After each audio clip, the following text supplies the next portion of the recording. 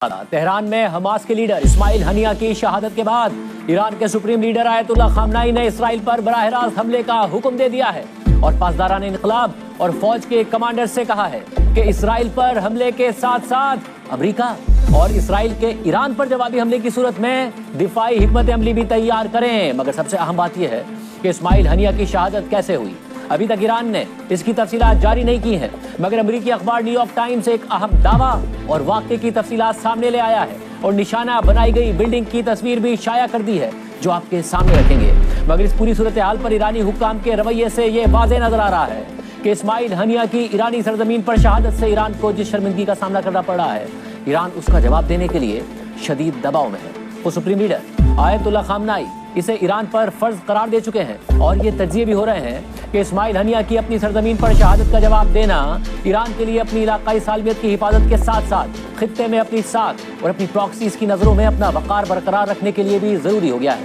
مگر اس سے خطہ ایک وسیع جنگ کے دہانے پر پہنچ سکتا ہے۔ خود اسرائیلی وزیر اعظم نیتن یاہو نے اندیا دیا ہے کہ اسرائیل کے لیے آگے مشکل دن آنے والے ہیں، مگر اسرائیل ہر طرح کی صورتحال کے لیے تیار ہے۔ اہم بات یہ بھی ہے کہ اسرائیلی وزیر اعظم نے کل اپنی تقریر میں لبنان کے اندر حزب اللہ کے کمانڈر کو مارنے کا تو اعلان کیا، مگر اسماعیل ہنیہ کے ایران میں قتل پر خاموش رہے۔ واضح رہے کہ کل حزب اللہ نے خود بھی اپنے کمانڈر فواد شکر کے مارے جانے کی تصدیق کر دی تھی، ساتھ ہی اس حملے میں ایک ایرانی اہلکار کے مارے جانے کی بھی تصدیق کی جا رہی ہے۔ اور آج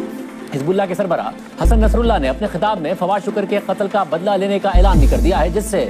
اسرائیل کے خلاف ایران کے علاوہ لبنان کا فرنٹ بھی مکمل طور پر کھل سکتا ہے۔ جبکہ آج ہی اسرائیل نے حماس کے ایک اور اہم کمانڈر محمد دیف کو 13 جولائی کو مارنے کا اعلان بھی کر دیا ہے۔ اس کے علاوہ امریکہ کل تک کشیدگی نہ بڑھنے کے بیانات دے رہا تھا، مگر آج امریکی وزیر خارجہ اینٹنی بلنکن نے تشدد، کشیدگی اور تنازعہ بڑھنے کے خدشے کا اظہار کر دیا ہے اور خطے میں اس تشویش کے اثرات نظر آنے لگے ہیں۔ مغربی ممالک سے اسرائیل جانے والی متعدد فلائٹس منسوخ کر دی گئی ہیں۔ امریکی اخبار واشنگٹن پوسٹ کے مطابق امریکی ایئر لائنز ڈیلٹا اور یونائٹڈ نے بدھ سے تل ابیب جانے والی فلائٹس کو سیکیورٹی خدشات کے پیش نظر منسوخ کر دیا ہے، جبکہ اس سے پہلے گولان ہائٹس میں حملے کے بعد خطے میں کشیدگی بڑھنے کے خدشے کے باعث کئی یورپی ایئر لائنز نے بھی اسرائیل جانے والی فلائٹس کینسل کر دی تھی۔ اسی طرح امریکہ نے اسرائیل اور لبنان میں اپنے شہریوں کے لیے نئی سفری ہدایات اور وارننگ جاری